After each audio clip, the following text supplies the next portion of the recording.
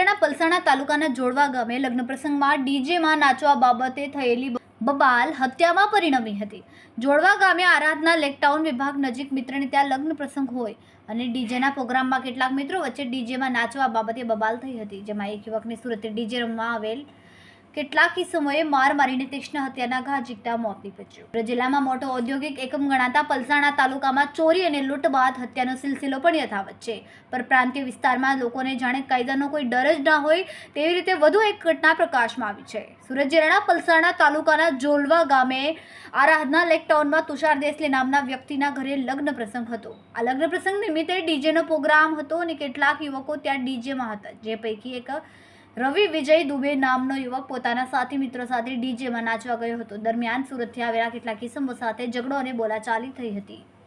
સમગ્ર ઘટના બાબતે મધરાત્રે પલસાણા પોલીસે અક્ષય સિંધ તેમજ તેના બે વ્યક્તિઓ સામે હત્યાનો ગુનો દાખલ કરી દીધો। સમગ્ર બનાવમાં પોલીસ હાલ શંકાસ્પદ એક હત્યારાની ધરપકડ પણ કરી છે। કાલે રાત્રે કમનસીબે પલસાણાના જોડવા ગામે એક મર્ડરનો બનાવ બનેલ છે। બનાવની હકીકત એવી છે કે તુષાર દેસલે કરીને જોડવા ગામમાં રહે છે, એના ભાઈના લગ્ન હતા અને લગ્નમાં આમંત્રણ આપેલું। એમાં જે મરનાર છે રવિ, એની ઉંમર 26 વર્ષ છે, એ એના મિત્રો સાથે ગયેલો અને જે મારનાર છે એમાં બે નામ મળ્યા છે, અક્ષય અને ચેતન ટૂંકા નામ છે ને એક અજાણ્યો માણસ છે। આ લોકો પણ ત્યાં લગ્નમાં આવેલા।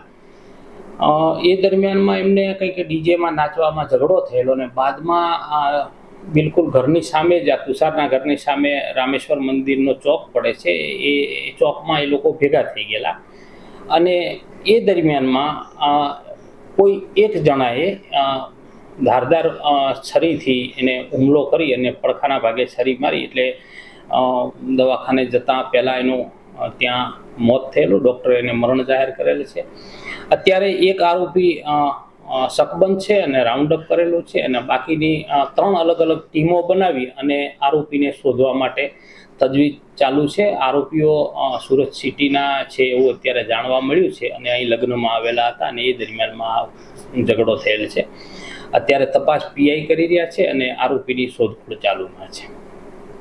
કોઈ અદાવત હોય છે એવું કંઈ નહીં, અત્યારે કંઈ એવું જાણવા મળેલ નથી। અત્યારે તો એટલું જ જાણવા મળ્યું છે કે લગ્નમાં હતા અને આ અદાવત હોય તો કદાચ એમના નામ બી મળી જાત, પણ અજાણ્યા માણસો લખાવ્યા છે અને ટૂંકા બે નામ આપ્યા છે, એટલે અત્યારે એવું કંઈ જણાતું નથી હાલમાં।